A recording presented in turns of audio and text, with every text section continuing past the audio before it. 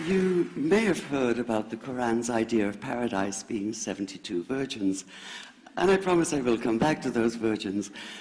But in fact, here in the Northwest, we're living very close to the real Quranic idea of paradise, defined 36 times as gardens watered by running streams.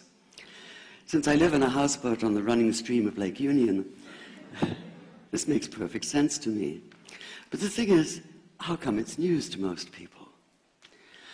I know many well-intentioned non-Muslims who've begun reading the Quran but given up, disconcerted by its otherness.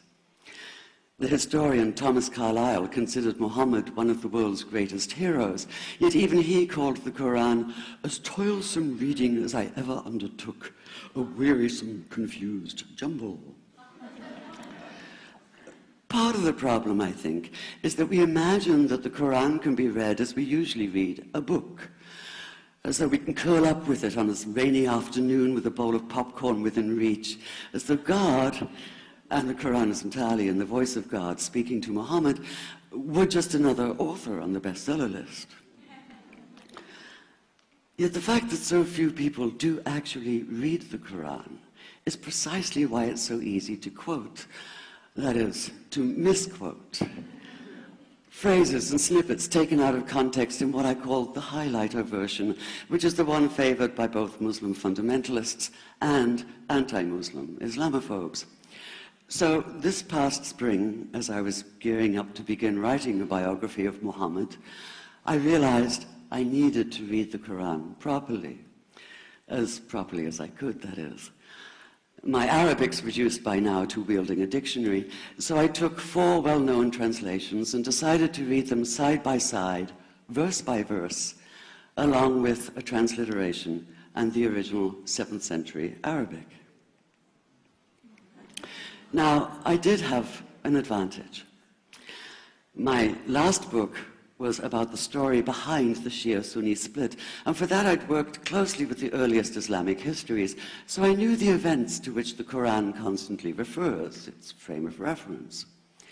I knew enough, that is, to know that I'd be a tourist in the Quran, an informed one, an experienced one even, but still an outsider, an agnostic Jew reading someone else's holy book. So I read slowly. I'd set aside 3 weeks for this project, and that, I think, is what is meant by hubris, because it turned out to be 3 months. I did resist the temptation to skip to the back where the shorter and more clearly mystical chapters are, but every time I thought I was beginning to get a handle on the Quran, that feeling of, I get it now, it'd slip away overnight, and I'd come back in the morning wondering if I wasn't lost in a strange land. And yet the terrain was very familiar. The Quran declares that it comes to renew the message of the Torah and the Gospels, so 1/3 of it reprises the stories of biblical figures like Abraham, Moses, Joseph, Mary, Jesus.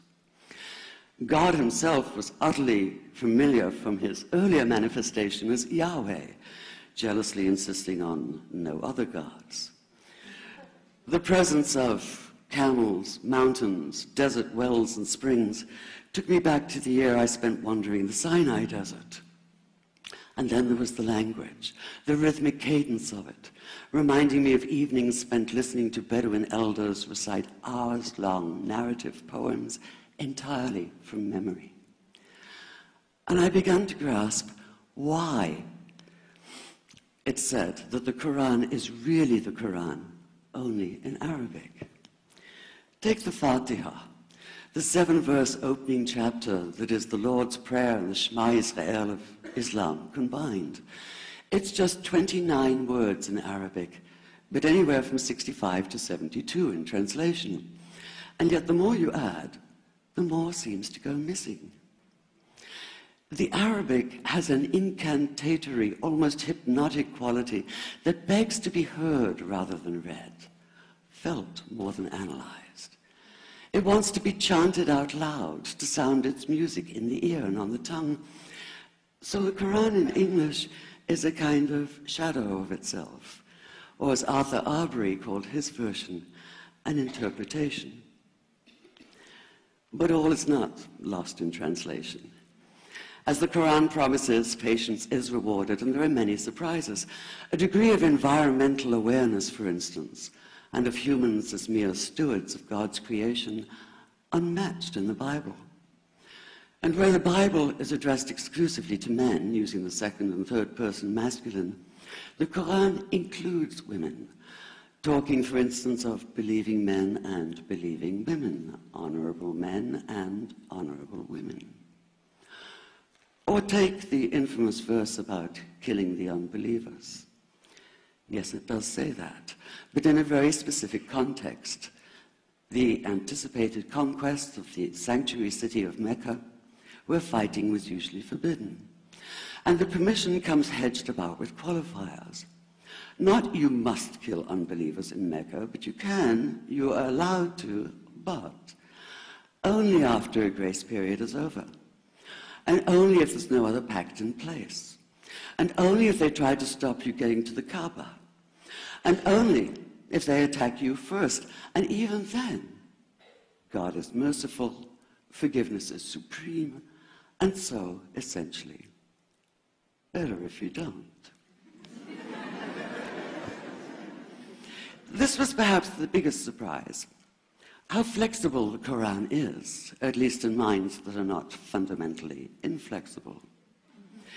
Some of these verses are definite in meaning, it says, and others are ambiguous.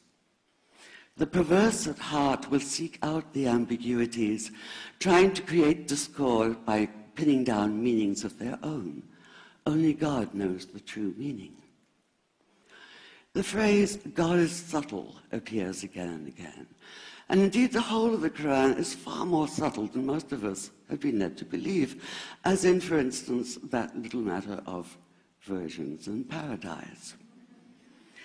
Old-fashioned Orientalism comes into play here. The word used 4 times is huris, rendered as dark-eyed maidens with swelling breasts, or as fair, high-bosomed virgins. Yet all there is in the original Arabic is that one word, huris. Not a swelling breast or high bosom in sight. Now, this may be a way of saying pure beings, like in angels, or it may be like the Greek kos, or kore, an eternal youth. But the truth is, nobody really knows, and that's the point. Because the Quran is quite clear when it says that you will be a new creation in paradise, and that you will be recreated in a form unknown to you, which seems to me a far more appealing prospect than a virgin.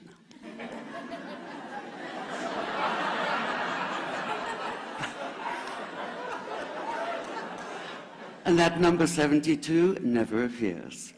There are no 72 virgins in the Quran. That idea only came into being 300 years later, and most Islamic scholars see it as the equivalent of people with wings sitting on clouds and strumming harps. Paradise is quite the opposite.